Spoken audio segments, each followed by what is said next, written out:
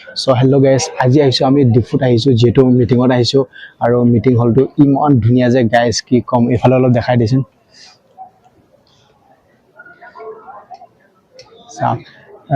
আৰু কিমান ধুনিয়া মানে মিটিংৰ হলটো মানে সিট কিটা পুৰা একদম ভিআইপি লেভেলত গাইস আজি মানে ফাৰ্স্ট টাইম এনেকা মানে মিটিংত